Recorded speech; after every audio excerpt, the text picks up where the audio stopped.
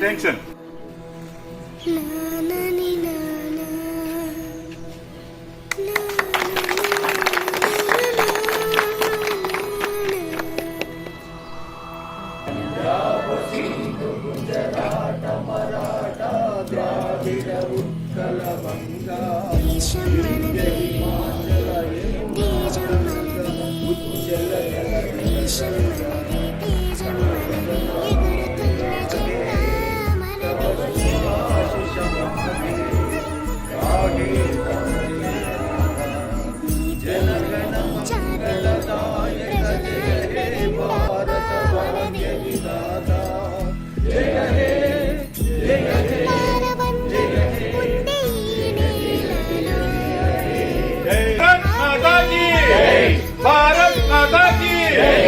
बोलो स्वतंत्र भारत की, बोलो स्वतंत्र भारत की, बोलो स्वतंत्र भारत की।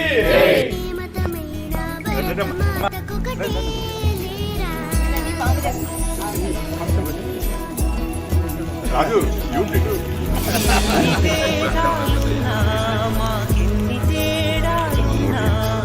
దేశమంటే ఏకమౌతం అంతా ఈ వేళ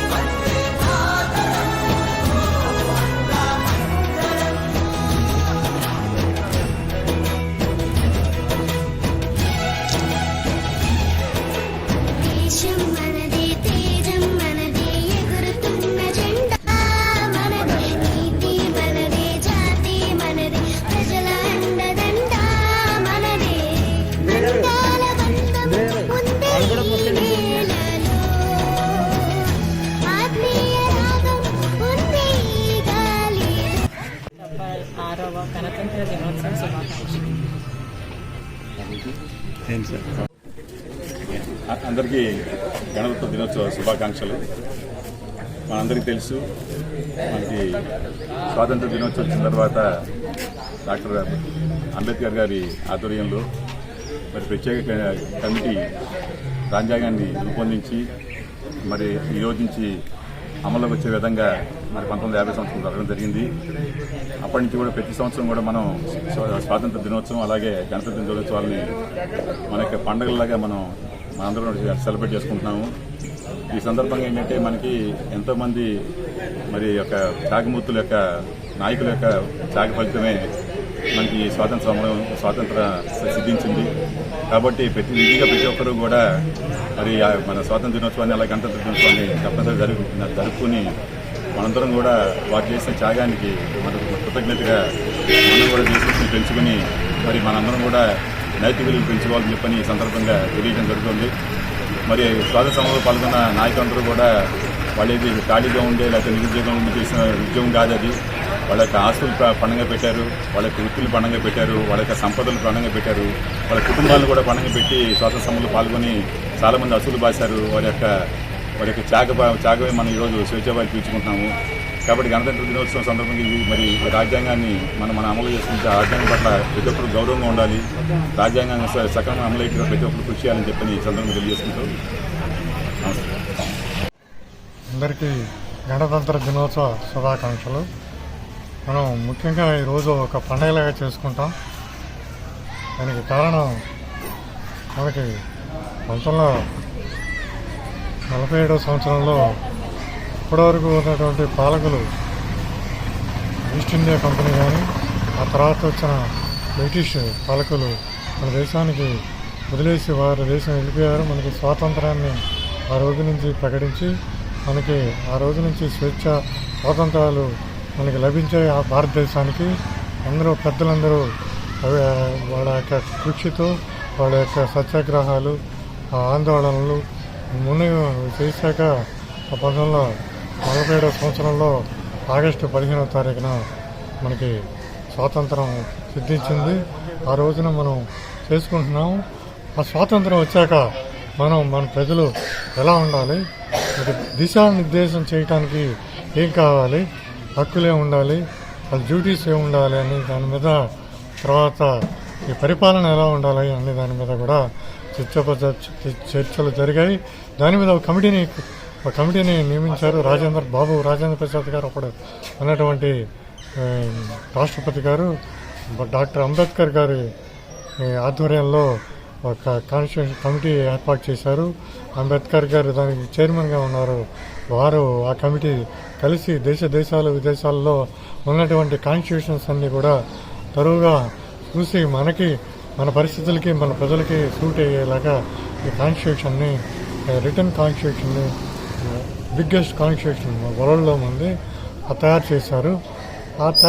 ఇవాళ ఆ కాన్స్టిట్యూషన్ మీదే మనకి హక్కులు కానీ, పరిపాలనా విధానం కానీ, ఈ వ్యవస్థలు కానీ, ఈ సెక్రటరియట్ ఒక పరిపాలన ఇది కానీ, ఎడ్యుకేషన్ కానీ, జ్యుడిషియరీ కానీ ఇవన్నీ డివైడ్ చేయటం, వీళ్ళందరి రిలేషన్స్, స్టేట్ సెంటర్ రిలేషన్స్, అలాగే ప్రజలకి ఉండాల్సినటువంటి హక్కులు, రైట్స్, ఫండమెంటల్ రైట్స్, డ్యూటీస్ అలాగే పేర్కొనడం జరిగింది. తర్వాత ఈ స్టేట్స్ మధ్యలో ఫైనాన్షియల్ స్టేటస్ ఎలా ఉండాలి, ఫైనాన్షియల్ రిలేషన్స్ ఎలా ఉండాలి, స్టేట్ సెంటర్ రిలేషన్స్ ఎలా ఉండాలి, ఇవన్నీ కూడా మొత్తం అంతా కూడా ఈ కాన్స్టిట్యూషన్ అనేది రూల్ ఆఫ్ లా మనకి ఏర్పడింది. ఆ ఏర్పడిన రోజు ఈరోజు జనవరి 26 నుంచి 1950 జనవరి 26 నుంచి కాన్స్టిట్యూషన్ అమల్లోకి వచ్చింది. అమల్లోకి వచ్చిన ఈ రోజుని మనం రిపబ్లిక్ డే అంటాం, లేకపోతే గణతంత్ర దినోత్సవం అని చెప్పి ఒక పండగలాగా, ఉత్సవంలాగా దీన్ని ఊరు వాడ జరుపుకుంటున్నాం. అందరూ కూడా సుఖ సంతోషాలతో వదిలి అందరూ కూడా ప్రభుత్వం కానీ ప్రజలు కానీ అందరూ కూడా ఈ కాన్స్టిట్యూషన్కి లోబడి కాన్స్టిట్యూషన్ ప్రకారం నడుచుకుంటే దేశం సుఖ సంతోషాలతో ముందుకు సాగుతుంది అని చెప్పి నేను కోరుకుంటున్నాను. మిమ్మల్ని అందరికీ కూడా పేరు పేరున నమస్కారాలు తెలియజేసుకుంటూ నాకు ఈ అవకాశం ఇచ్చినందుకు మీ అందరికీ ధన్యవాదాలు తెలియజేస్తాను.